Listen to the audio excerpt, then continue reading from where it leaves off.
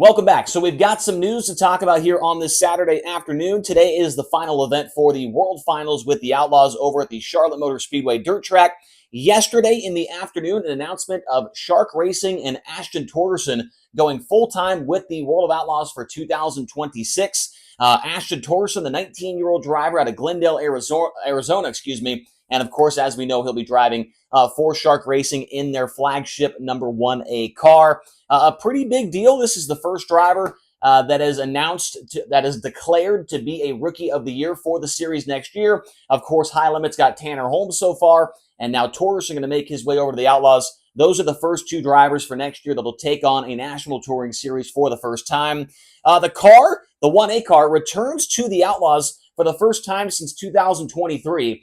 When Jacob Allen ran about the first 75% of the schedule, and then he stepped out of the race car. Tanner Holmes would finish out the year for that team in 2023. And of course, 2024 came around, the first year of the High Limit Racing National Series, and Jacob Allen would go on to run that series, had a win, had a decent year there. And then, of course, this season, Jacob retires, and they go for a true outlaw schedule.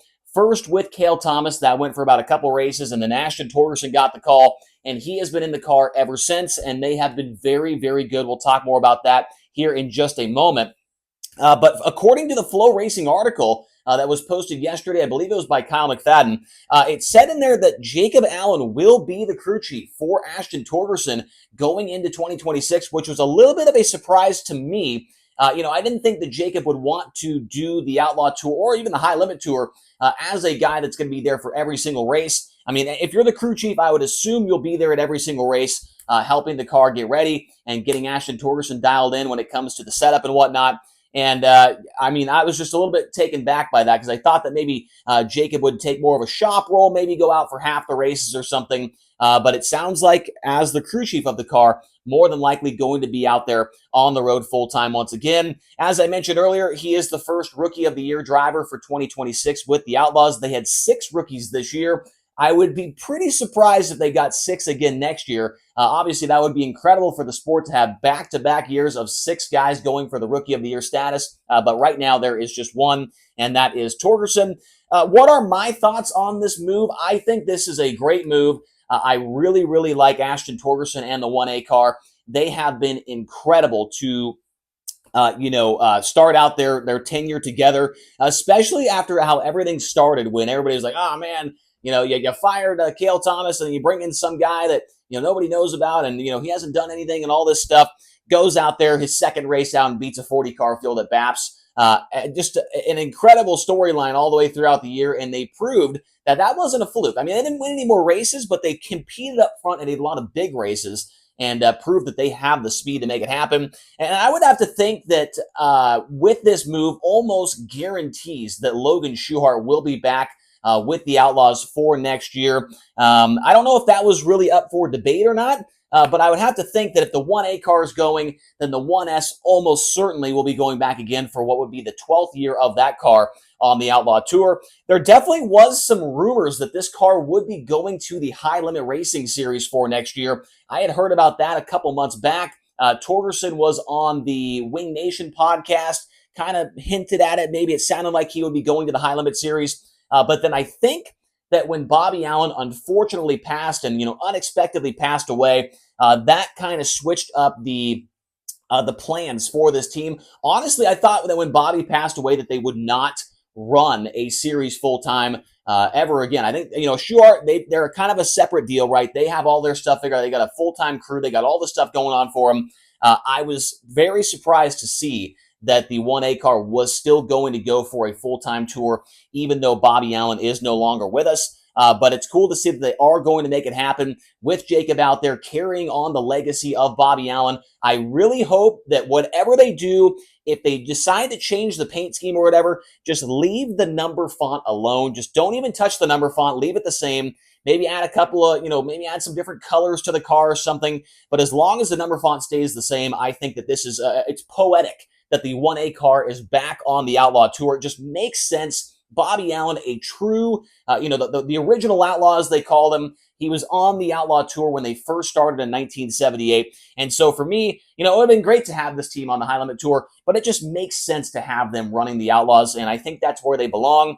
And of course, I think another thing that is involved with this as well, when Bobby Allen passed away, I mean, he was a huge part of this team that maybe people don't really, I mean, he was at every single race, helping scrape mud, obviously helping set up the race car, doing all kinds of things with the team to make it get up and down the road. And I think that since Bobby unfortunately passing away, I think that them going to the Outlaw Tour and having a teammate right next to him in the pit area every single night, having a couple extra helping hands, having Schuhart there, having Bill Klingbeil there, I think having a teammate at the racetrack was also a big deciding factor in making this happen as well, as opposed to going to the High Limit Series where they don't have that extra, those extra resources, those extra helping hands in the pit area every single night. So I believe that that was also another big factor in making this happen as well. And as I mentioned, I mean, this combo has been unbelievable. They've been incredibly surprising all year long, and it started right off the bat. On April 27th, it was the second night in the race car for Ashton Torgerson. And as I mentioned, he goes out there and gets the win at Babs Motor Speedway, especially after all the hate that he got online and after all the hate that Jacob and Bobby got online for hiring him.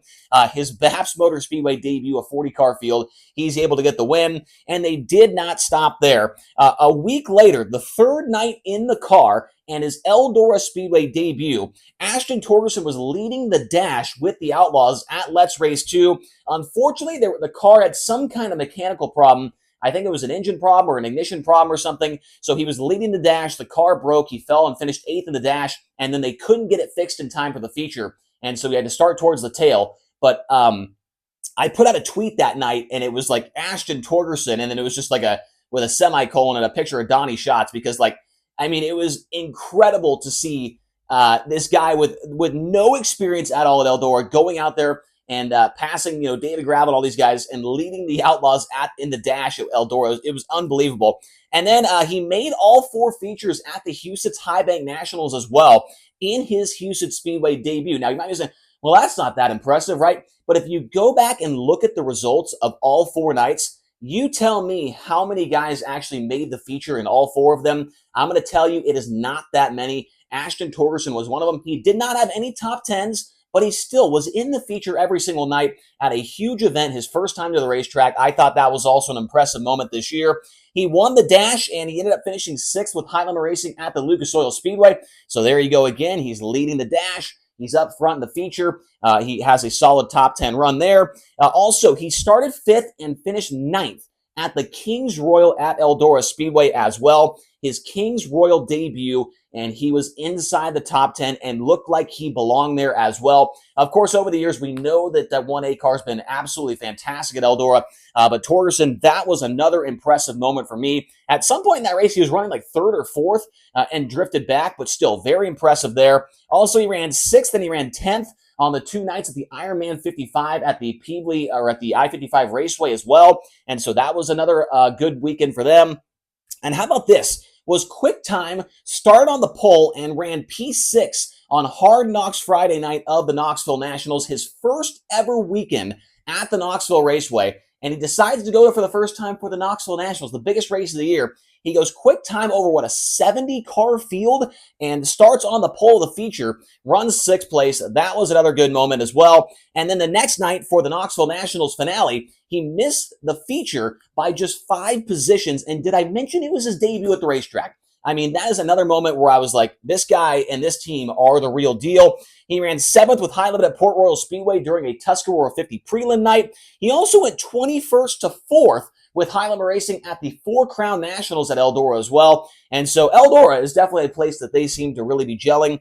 Ran 5th as well with High Limit at the Path Valley Speedway Park in Pennsylvania.